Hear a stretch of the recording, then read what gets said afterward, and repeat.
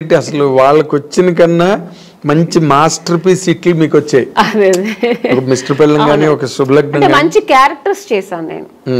Stardom అనేది పక్కన పెడితే పెద్ద పెద్ద స్టార్స్ నేను చేయకపోయి ఉండొచ్చు, బట్ మంచి మంచి డైరెక్టర్స్ పెద్ద పెద్ద స్టార్ డైరెక్టర్స్ తో చేశాను.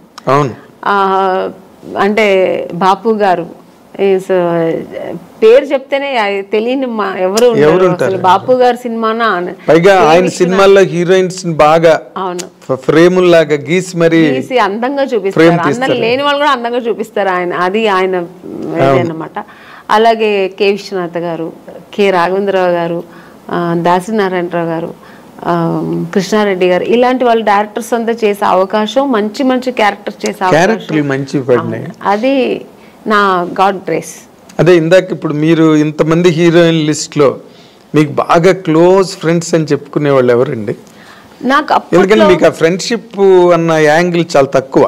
అవునండి, నేను ఎక్కువ ఫ్రెండ్స్ ఎక్కువ మెయింటైన్ కాదు, నేను ఎవరితో ఎక్కువ మాట్లాడను కాబట్టి మూవ్ అవ్వను.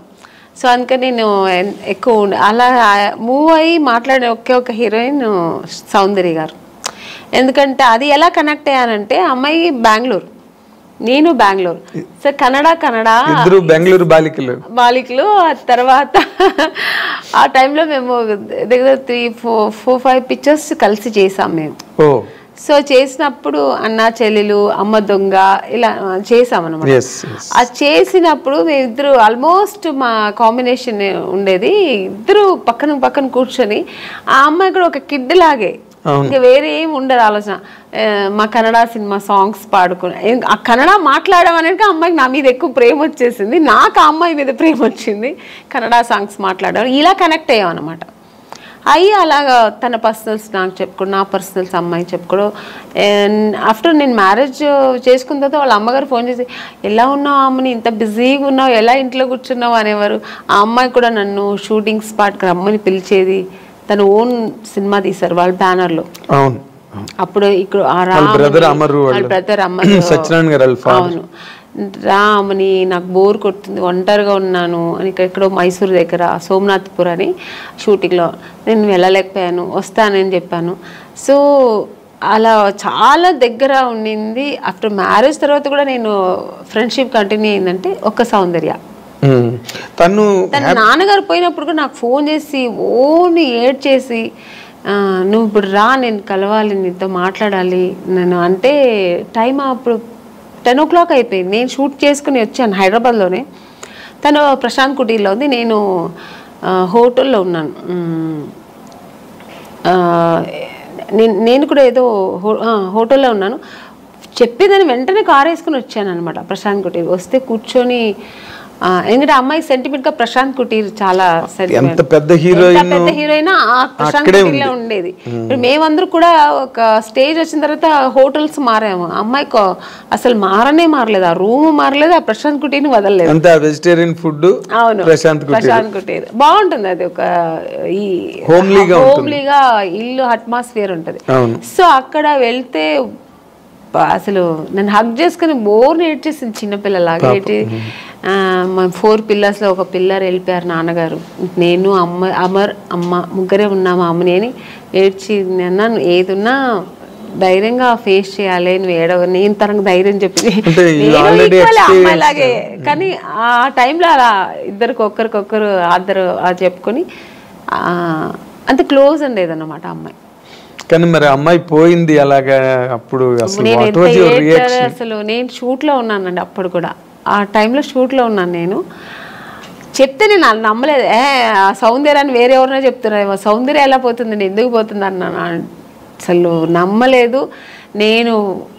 అసలు ఇలా కెమెరా పెట్టి ఇలా సౌందర్య గారు పోయారంటే ఇంక నేను, నాకు పక్కన మనుషులు ఉన్నారని ఏడ్చేసానండి. ఎవరి దగ్గర ఉంది ఆ క్లిప్పింగ్స్ తెలియదు, కానీ చూసారంటే చాలా ఘోరంగా ఉంటుంది. చిన్న పిల్లలాగా ఏడ్చేసాను నేను, నాకు మాటలు రావట్లేదు, నాకు ఒక షాక్ లాగా అయిందనమాట. ఆ అమ్మాయి పోవడం ఏంటి అసలు.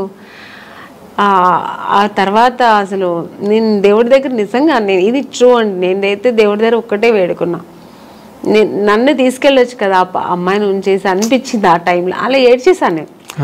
సో చాలా మంచి అమ్మాయి కూడా, అమ్మాయి మంచి అమ్మాయి, పర్సనల్ గా అన్ని విషయాల్లో చాలా మంచి అమ్మాయి. ఆ టైంలో అలా ఫీల్ అయ్యాను అనమాట. ఇప్పుడు అమ్మాయిని తలుచుకున్న రోజు ఉండదు నాకు. ఎప్పుడైనా సినిమాలు వస్తే తన సినిమాలు చూస్తుంటే ఏడుపు వచ్చేస్తుంటుంది. నేననే కాదండి, అందరికీ సౌందర్య అంటే చాలా ఇష్టం. ఎందుకంటే అమ్మాయి ఎప్పుడు ఎవరిని ఒక్క మాట కామెంట్ చేయడం కానీ లేకపోతే ఇంకోళ్ళని క్రిటిసైజ్ చేయడం కానీ ఆల్మోస్ట్ మీలాగే ఇద్దరు కనుక త్రాసులు వేస్తే అలాగే మంచి మంచి క్యారెక్టర్స్ చేసింది, మంచి ఆర్టిస్ట్, ఒక అమూర్ లాంటి సినిమా చేసింది, మంచి మంచి సినిమాలు వేసింది అలా. కానీ అమ్మాయి ఒక మంచి లైఫ్ చూడలేకపోయింది కదా అనిపించింది. హ్యాపీ అండి అమ్మాయి చల్లిమ. యాక్చువల్గా అమ్మాయికి అలా ఉండడం ఇష్టం, సినిమా ఇంట్రెస్ట్ తక్కువ అండి. తను నాన్నగారు చెప్పారని హీరోయిన్ అయింది, కానీ తర్వాత తనకి ఇంట్రెస్ట్ వచ్చి తర్వాత చేసింది, అది వేరు.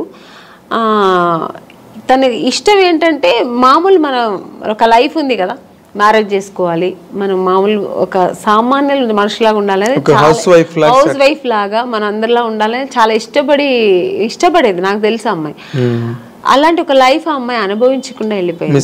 సినిమాలో ఒక అంత ఎదిగిన అమ్మాయి ఒక పర్సనల్ లైఫ్ అనుభవించకుండా వెళ్ళిపోయింది అనేది తలుచుకుంటే చాలా బాధ. జగపతి బాబుని చేసుకుంటుందని ఒక టైం లేదండి, అసలు ఆ జగపతి బాబు గారికి ఆ థాట్ లేదు. ఆయనకు ఆల్రెడీ మ్యారేజ్ అయ్యి పిల్లలు ఉన్నారు, ఆయన అలా లేదు. జగపతి బాబు గారికి సౌందర్య అంటే రెస్పెక్ట్, అట్ ఎ టైం ఆయనకు చాలా ఇష్టం కూడా అమ్మాయి అంటే. ఆర్టిస్ట్ గా మంచి ఆర్టిస్ట్, వాళ్ళు బ్యానర్ లో చాలా చేసిన సినిమా 2-3 సినిమాలు ఏదో చేసింది అనుకుంటా. సో అంతే తప్ప అలాంటివి లేదు. సౌందర్యకైతే అసలు థాటే లేదండి, అస్సలు లేదు.